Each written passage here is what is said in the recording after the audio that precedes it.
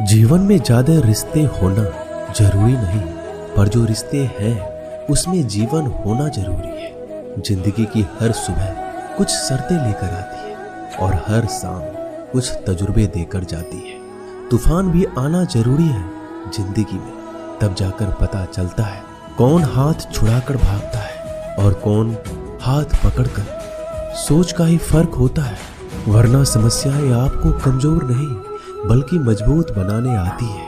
अकेले हो तो विचारों पर काबू रखो और सबके साथ हो तो जुबान पर काबू रखो। कोई भी रिश्ता अपनी मर्जी से नहीं जुड़ता, क्योंकि आपको कब कहां किससे मिलना है यह ऊपर वाला तय करता है। मान और सम्मान की लड़ाई में कभी अकेले रहना हो तो रह लेना, लेकिन किसी के सामने खुद को टूटने मत देना, क्योंकि जब खुद का सम्मान करोगे तभी दूसरों से सम्मान पाओगे। दिल साफ और मकसद सही हो तो यकीन रखो किसी न किसी रूप में ईश्वर आपकी मदद करते हैं। कभी भी किसी पे आंख बंद करके भरोसा ना करें, क्योंकि दुनिया इतनी भी अच्छी नहीं है कि आपके भरोसे को कायम रख सके। खत्म तो सब धीरे धीरे होता है, बस पता अचानक लगता है। मुश्किल वक्त दुनिया का सबसे बड़ा जादूगर है, क्योंकि वह एक पल में आपके चाहने वालों के चेहरे से नकाब हटा देता है। गलती जीवन का एक पन्ना है, लेकिन रिश्ता पूरी किताब है। जरूरत पड़ने पर गलती का एक पन्ना फाड़ देना, लेकिन एक पन्ने के लिए पूरी किताब को मत खोना। किरण चाहे सूर्य की हो या फिर आशा की, जीवन के सभी अंधकार मिटा देती है। सब्र और सच्चाई एक ऐसी सवारी है जो कभी अपने सवार को गिरने नहीं देती, ना किसी के कदमों में ना किसी के नजरों में। अकेले चलना और आगे बढ़ते रहना आसान नहीं होता, लेकिन अगर हार ना मानी जाए, अपने आप को धोखा ना दिया जाए, तो आखिर में एक बेहतरीन कामयाबी हासिल होकर ही रहती है। अकेले चलना बहुत मुश्किल होता है, बहुत ही ज्यादा मुश्किल, लेकिन अकेले उठाया हुआ हर एक कदम तुम्हारे इरादों को मजबूत बनाता है, तुम्हारे व्यक्तित्व को निखारता है। श्री कृष्ण कहते हैं, हर वो इंसान जो अपनी लड़ाई अकेले लड़ रहा है, अपना रास्ता अकेले तय कर रहा है, लोगों की कड़वी और चुभती हुई बातों को अकेले सह रहा है। बस अपने रास्ते पर चलते रहो और आगे बढ़ते रहो। मैं तुम्हारा साथ अवश्य दूंगा। जिंदगी कमाई दौलत से नहीं मापी जाती, अंतिम यात्रा की भीड़ बताती है कि कमाई कैसी थी। सत्य केवल उनके लिए कड़वा होता है जो लोग झूठ में रहने के आदी हो चुके हैं।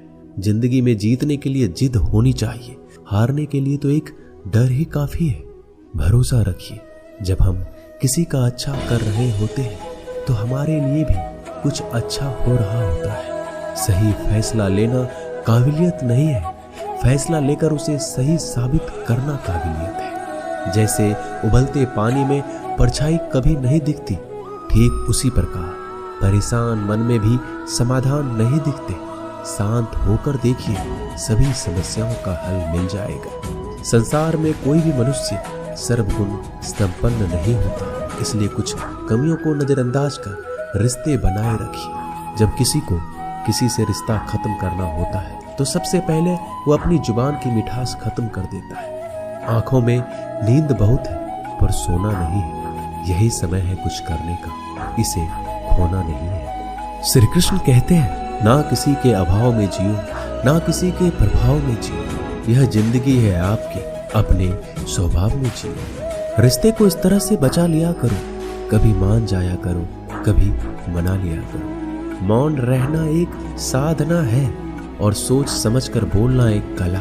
जो व्यक्ति स्पष्ट, साफ और सीधी बात बोलता है, उसकी वाणी तीव्र एवं कठोर जरूर होती है, लेकिन ऐसा व्यक्ति कभी किसी को धोखा नहीं देता। जो प्राप्त है वही पर्याप्त है। इन दो शब्दों में सुख बेहिसाब है। कर्म बहुत ध्यान से कीजिए, क्योंकि ना तो किसी की दुआ खाली जाती है, ना किसी की बद्दुआ। कभी याद रखना कि अगर ये दुनिया भेड़ियों का एक जंगल है तो तुम उन भेड़ियों के राजा हो। कहते हैं कि शिकार की तलाश में निकला भेड़िया उन भेड़ियों से ज्यादा भूखा होता है जिन्होंने अपने शिकार को पा लिया।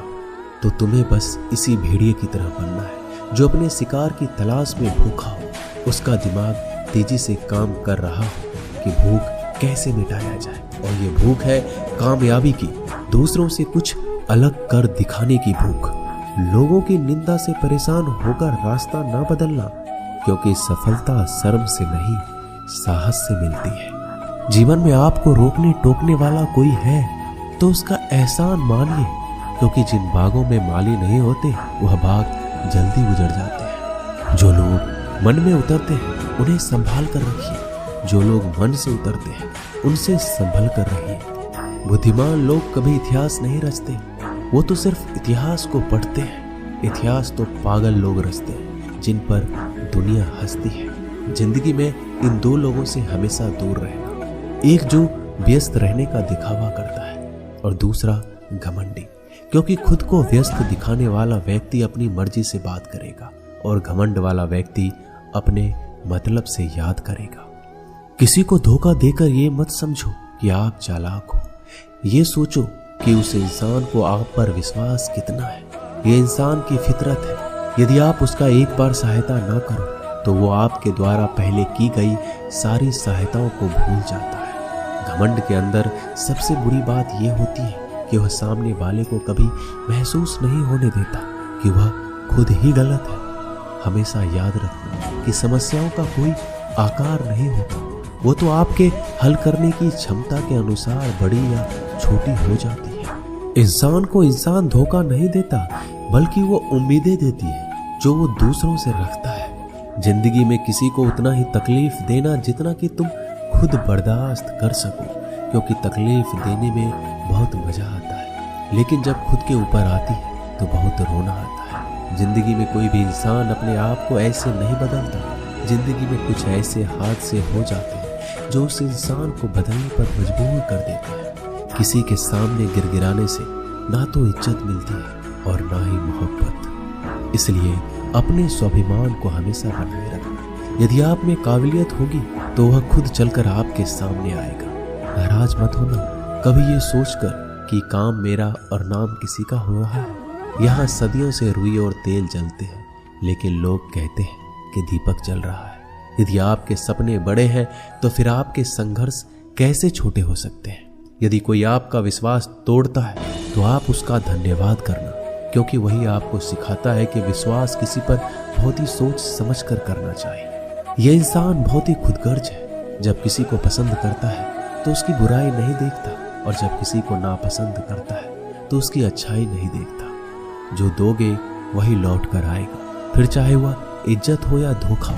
दुआ कभी साथ नहीं छोड़ती और बद्दुआ कभी पीछा नहीं छोड़ती। डरिए मत कि हम गलती कर बैठे तो क्या होगा, क्योंकि गलतियों से ही तो सीखोगे। गलतियों से तो खुद का तजुर्बा आएगा। हारेंगे तो सीखेंगे और जीतेंगे तो सिखाएंगे। कई बार लोग कहते हैं कि मेरा तो समय ही खराब चल रहा है, मुझे समझ नहीं आता मैं क्या करूं, कैसे अपने बुरे समय को अच्छे समय में बदलूं। सच तो ये है, आपको एक चीज जो बुरे समय में जरूर करनी चाहिए और बहुत से लोग ये चीज करना छोड़ देते हैं। चलिए इसे समझते हैं इस कहानी के माध्यम से। एक बार एक बहुत ही गरीब किसान था। वह गरीब था, मेहनती था, खुश था। वह रोज सुबह उठकर भगवान से केवल 10 मिनट मंदिर में जाकर भगवान के आगे हाथ जोड़कर प्रार्थना करता था। उस किसान की पत्नी भी हर रोज किसान के साथ मंदिर जाती। प्रार्थना करके वो सारा दिन अपने खेतों में काम करता। उसका जीवन बहुत ही अच्छा चल रहा था। अपनी मेहनत की कमाई से वो कुछ ज्यादा नहीं कमा पाता था, लेकिन फिर भी जितना कमाता था उसमें से कुछ पैसे लोगों की भलाई में लगा देता था। एक बार उनके गांव में एक बीमारी फैल गई। किसान का इकलौता लड़का बहुत बीमार हो गया। किसान के गांव में इस बीमारी के इलाज के लिए कोई अच्छा डॉक्टर नहीं था। पास के शहर में उस लड़के को ले जाया गया। शहर के इस अस्पताल का इलाज बहुत ही महंगा था। उस बेचारे किसान के लिए अस्पताल की डॉक्टर की फीस, दवाइयों का खर्चा आदि दे पाना बहुत मुश्किल था। किसान दिन प्रतिदिन हिम्मत हारता जा रहा था। एक दिन अस्पताल में बैठे बैठे वो इतना हताश हो गया कि वह जोर जोर से रोने लगा और कहने लगा, पता नहीं किस चीज का बदला ले रहे हैं भगवान। कभी वो खुद को कोसता तो कभी परमात्मा पर। किसान की बीवी को अटूट विश्वास था परमात्मा पर। परमात्मा उनको इस मुसीबत की घड़ी में मदद करने जरूर आएंगे। पर किसान को आशा की कोई किरण नजर नहीं आ रही थी। अस्पताल की कुछ ही दूरी पर एक मंदिर था। किसान की पत्नी उस मंदिर में हर रोज प्रार्थना करने जाते, पर किसान का दिल नहीं करता प्रार्थना करने को। डॉक्टर ने किसान से कहा उसके बच्चे के इलाज के लिए 10,000 की आवश्यकता है, पर किसान के लिए इतनी बड़ी रकम इकट्ठा कर पाना असंभव था। किसान की पत्नी अब भी मंदिर जाती थी। वो भगवान के आगे हाथ जोड़कर प्रार्थना करती कि उसका पुत्र ठीक हो जाए। एक दिन मंदिर में एक सेठ आया।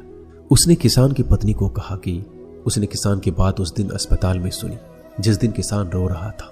सेठ ने बताया उस दिन सेठ की पत्नी भी अस्पताल में थी। अब वो पूरी तरह से ठीक हो गई है और घर चली गई है। सेठ को बातों ही बातों में पता चल गया कि किसान को 10,000 की आवश्यकता है, तो सेठ ने तुरंत अपने जेब से पैसे निकाल कर देते हुए कहा कि उसके पास इस समय 10,000 ही है और वो रख ले। साथ में सेठ जी ने कागज पर अपना पता लिखते हुए कहा अगर आपको और पैसों की आवश्यकता हो तो बेहिचक मांग लेना। महिला ने उत्तर दिया इस कागज की कोई आवश्यकता नहीं है। वह जानती है कि ये पैसे किसने भिजवाए हैं और जिसने उसे ये पैसे दिए हैं वो परमात्मा उसका हमेशा ख्याल रखेंगे। दोस्तों कहते हैं अटूट विश्वास ये सबसे जरूरी चीज है जो हम लोग अक्सर खो देते हैं अपने बुरे वक्त में। जो उस औरत ने नहीं खोया, उसने तो सेठ का पता लिखा हुआ कागज भी नहीं पकड़ा। वह जानती है कि परमात्मा उनके साथ है। श्री कृष्ण सदैव उनके साथ है। श्री कृष्ण कहते हैं जो मेरा ध्यान करते हैं मैं उनको वो प्रदान करता हूँ जो उनके पास नहीं है,